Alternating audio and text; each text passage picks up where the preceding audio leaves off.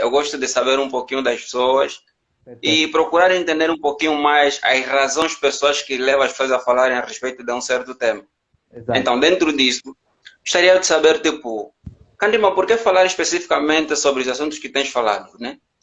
Ok. Tratas muito sobre as questões de cultura, mas por que tens falado especificamente desse assunto, ao invés de vários outros pontos que existem? Exato.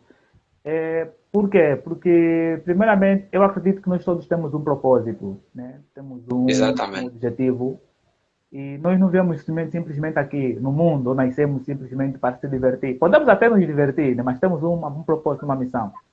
Existe aquela missão que é, Certo. por exemplo, o costumeiro. Por exemplo, qual seria o costumeiro? O Uhum. costumeiro seria, por exemplo, eu sou um homem, vou ter uma mulher, vou ter um filho, vou construir uma casa e vou envelhecer, vou morrer.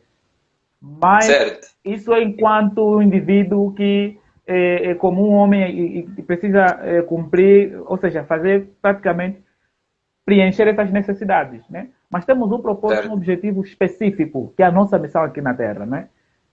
Então, Aham. eu me vejo como uma pessoa que tem de é, uma pessoa que precisa de auxiliar ou ajudar ou doar com alguma coisa, enquanto eu vivo em um território, em um povo que sofre de um grande problema, porque é assim, né?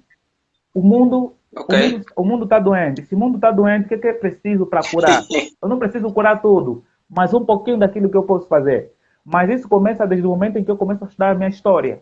Quando eu começo a estudar a minha história, eu percebo que, afinal de contas, as coisas não estão bem. Tem um problema aqui. Tem um Ok. problema aqui.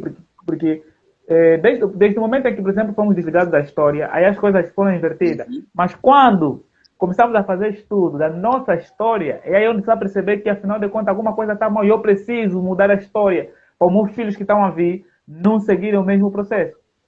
É mais ou menos isso. Certo. E é por causa disso que eu me vejo na necessidade de falar sobre a África, sobre o nosso povo, porque nós ainda vivemos sobre um jugo não visível de Exatamente. forma literal, mas ela ataca de forma subjetiva.